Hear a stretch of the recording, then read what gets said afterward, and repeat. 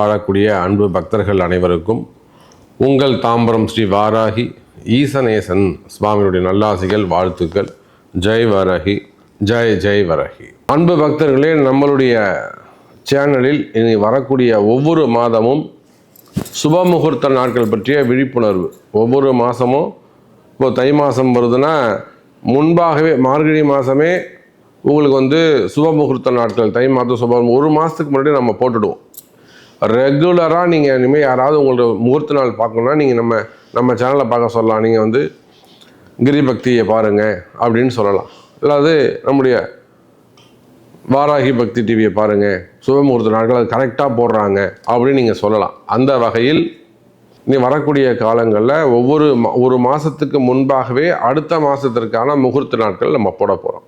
இது ஒரு அனௌன்ஸ்மெண்ட்டு. இப்போது சப்ஜெக்ட் வந்துடுவோம். கரெக்டாக கேட்டாங்க அவங்க.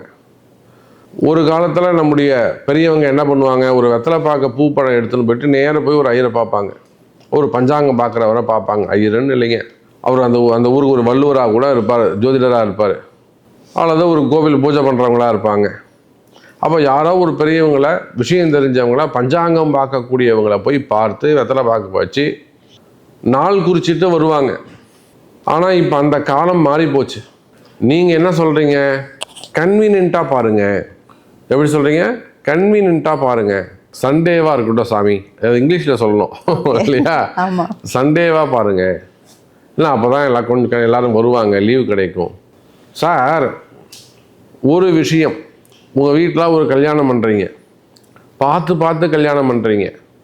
அந்த மணமக்கள் வாழ்வாங்கு வாழணும், சிறப்பாக வாழணும். நான் பல இடங்களிலே பல பதிவுகளில் சொல்லியிருக்கிறேன். ஒரு தேதி, நல்ல தேதி இருக்கும், குறித்து கொடுப்போம்.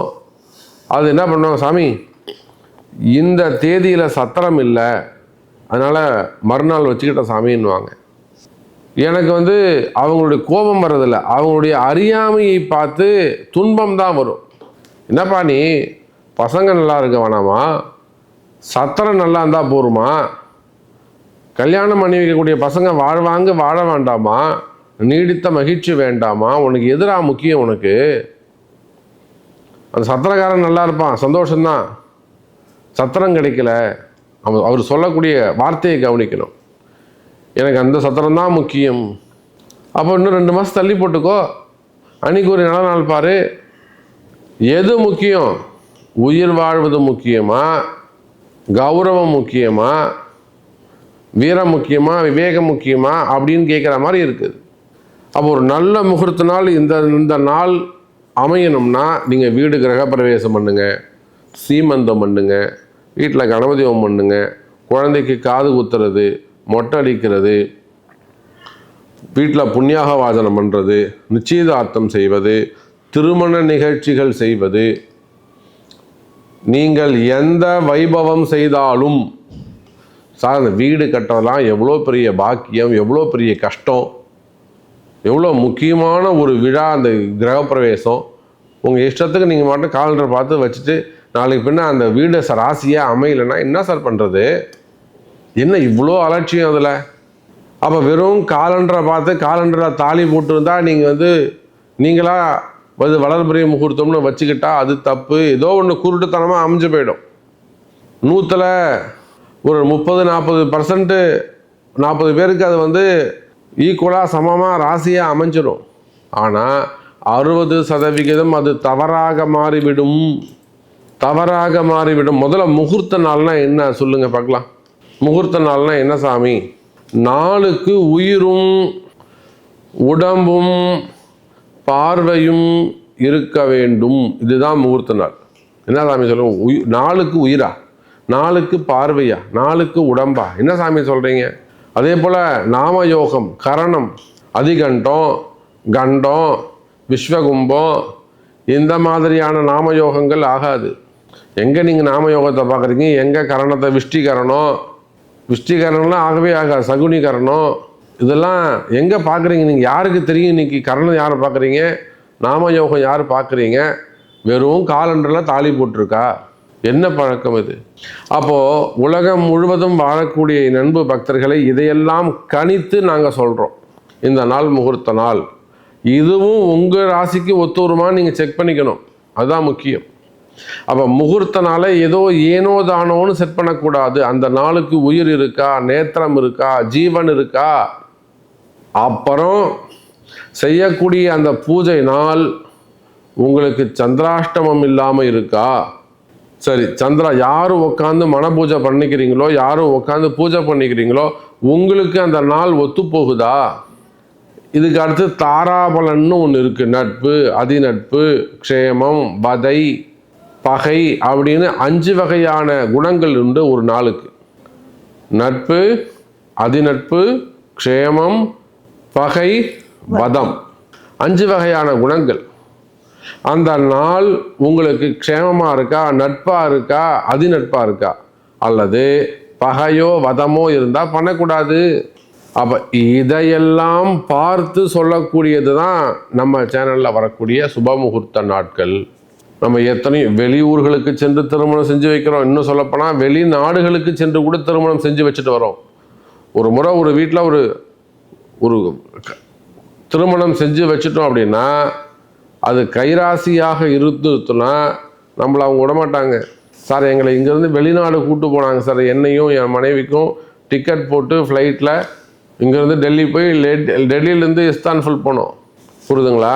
அந்த மாதிரி கொண்டாடுவாங்க ஜனங்க நம்மளை. இதெல்லாம் கைராசியாக இருந்து அவங்க வாழ்வாங்க. போன இடம் சாமி நீங்கள் குறித்து கொடுத்த நாள் நல்லா இருக்குது, உள்ளே நீங்கள் செஞ்சு கொடுத்தீங்க, கைராசியாக இருக்குது. எத்தனையோ அன்பர்கள் இங்கேருந்து ஹைதராபாத், பெங்களூர், வெளி மாநிலங்கள், வெளிநாடுகள், இப்போ எதுக்கு நம்மளை நம்பிக்கையாக கூப்பிட்றாங்க? ஒரு கைராசி. அப்போ அதை போல் உலகம் முழுவதும் வாழக்கூடிய அன்பு பக்தர்களே, வெறும் காலண்டரை மட்டும் வச்சு நாள் பார்க்காதீங்க. இந்த மாதிரி சுப முகூர்த்த நாட்களுக்கு இவ்வளோ அடிப்படை தேவைகள் இருக்குது. இது உங்கள் ஜாதக பிரகாரம். இப்போ நான் ஒரு 4 தேதி சொல்ல போகிறேன். இந்த மாதத்தில் எத்தனை முகூர்த்த நாள் இருக்குன்னு இப்போ சொல்ல போகிறேன். அதில் தேய்பிறை முகூர்த்தங்கள் எத்தனை, வளர்பிறை முகூர்த்தங்கள் எத்தனை, வளர்பிறை முகூர்த்தம்னா என்ன, தேய்பிறை முகூர்த்தம்னா என்ன. தேய்பிறை முகூர்த்தத்தை பொறுத்தவரையில் பௌர்ணமி கழித்து 5ஆம் நாள் பஞ்சமி வரையிலும் வளர்பிறை தான். பௌர்ணமி கழித்து சங்கடஹர சதுர்த்தி, சங்கடஹர சதுர்த்திக்கு மறுநாள் பஞ்சமி வரையிலும் வளர்பிறை கணக்கு தான். சஷ்டியிலிருந்து அமாவாசை வரையிலும் தேய்பிறை கணக்கு தான். அப்போ இந்த வளர்பிறை முகூர்த்தம், தேய்பிறை முகூர்த்தம் இதெல்லாம் நம்ம இந்த பின்னாடி சொல்லியிருக்கிறோம். அப்போ இந்த மாதத்திற்கான முகூர்த்த நாட்கள் என்ன என்பதை அறிவிக்கின்றோம். அதை பார்த்துக்கோங்க. அதில் சந்தேகங்கள் இருக்குமே ஆனால் உங்கள் பிறப்பு ஜாதகத்தை கொண்டு நாங்கள் ரேப்ரேசம் பண்ணணும். சீமந்தத்துக்கெல்லாம் 4 அமைது எவ்வளோ கஷ்டம் தெரியுமா? 8ஆம் பாவம் சுத்தி வேணும். திருமணத்திற்கு 7-8 சுத்தம் வேண்டும். லக்னம் அமையணும். ஸோ நிறைய சப்ஜெக்ட் இருக்குது, நிறைய விஷயங்கள் இருக்குது. உங்கள் வீட்டு விசேஷம் என் வீட்டு விசேஷம் இல்லை, விசேஷம் உங்கள் வீட்டு விசேஷம். உங்கள் எதிர்கால வாழ்க்கை அது நல்லா சந்தோஷமாக, நிம்மதியாக, கலர்ஃபுல்லாக அமைய வேண்டும் என்று சொன்னால் நல்ல சுபமுகூர்த்த நாட்களில் சீரியஸாக, சின்சியராக இருந்து அதை பக்தி சிரத்தையோடு செய்து மகிழ்ச்சியாக வாழ்வாங்கு வாழுங்கள் என்பதை தெரிவித்துக்கொண்டு இந்த மாதத்திற்கான முகூர்த்த நாட்களை பார்க்கலாம் வாருங்கள். ஓகே நேயர்களே, இப்போது முகூர்த்த நாட்கள்லாம் என்ன செய்யணும், எப்படி என்னெல்லாம் கவனிக்கணும் அப்படிங்கிறத நம்ம சொல்லிக்கிறோம். நாள், நட்சத்திரம், நேத்திரன், ஜீவன் எல்லா டீட்டெயிலும் உங்களுக்கு சொல்லிட்டேன். தயவு செஞ்சு காலண்டரில் பார்த்து முடிவு பண்ணாதீங்க. ஏன்னா கஷ்டப்பட்டு வாழ்க்கையில் கடவுள் கொடுக்கக்கூடிய வாய்ப்பு தான் உங்கள் வீட்டு ஒவ்வொரு விசேஷமும்.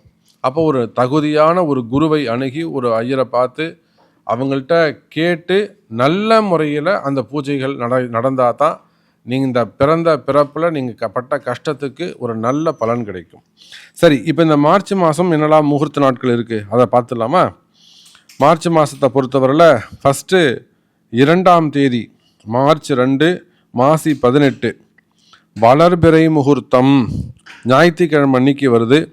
திருதியை திதி, உத்திரட்டாதி நட்சத்திரம், அற்புதமான நாள். ஞாயிற்றுக்கிழமை வரக்கூடியது, வளர்பிறையில் வருது, சிறப்பாகவே இருக்கும். போச்சுன்னா மார்ச் 3ஆம் தேதி மாசி 19 திங்கட்கிழமை சதுர்த்தி திதி, அதுவும் வளர்பிறை திதி தான், முகூர்த்தம் தான். ரேவதி நட்சத்திரம் அன்றைய நட்சத்திரமாக உள்ளது. போச்சுன்னா அடுத்ததாக மார்ச் 9ஆம் தேதி மாசி 25 ஞாயிற்றுக்கிழமை தசமி திதி, புனர்பூச நட்சத்திரம் அன்றைக்கும் வளர்பிறை முகூர்த்தம் தான். புனர்பூச நட்சத்திரம் குருவுடைய நட்சத்திரம் அற்புதமாக இருக்கும். அதுக்கு அப்புறம் பார்த்தீங்கன்னாக்கா 10/3/2025 மார்ச் 10ஆம் தேதி மாசி 26 திங்கட்கிழமை ஏகாதசி திதி பூச நட்சத்திரம். இதுவும் வளர்பிறை முகூர்த்தமே. அப்புறம் மார்ச் 12 மாசி 28 புதன்கிழமை வருது. சதுர்தசி திதி பௌர்ணமிக்கு முதல் நாள், மாசி மகத்துக்கு முதல் நாள். இதுவும் மக நட்சத்திரம், அற்புதமான நாள். மாசி மகத்தில் செய்யக்கூடிய எந்த ஒரு விஷயமும் ஜெயிக்கும் அப்படின்னு ரிஷிகளுடைய வாக்கு, தேவர்களுடைய வாக்கு. ஸோ மாசி மகம் அன்னைக்கு அற்புதமான நாள். இதெல்லாமே 5மே உங்களுக்கு வளர்பிறை முகூர்த்தம். அப்புறம் 2 தேய்பிறை முகூர்த்தம் சொல்லியிருக்கிறேன். அதுவும் வளர்பிறை கணக்கு தான். மார்ச் 16, ஆனால் அது பங்குனி மாதம் வந்துடுது. பங்குனி 2 ஞாயிற்றுக்கிழமை துதியை திதி அஸ்த நட்சத்திரம். அதே போல் மார்ச் 17 பங்குனி 3 திங்கட்கிழமை திருதியை திதி அன்றைக்கி சித்திர நட்சத்திரம். ஸோ இது உங்களுக்கு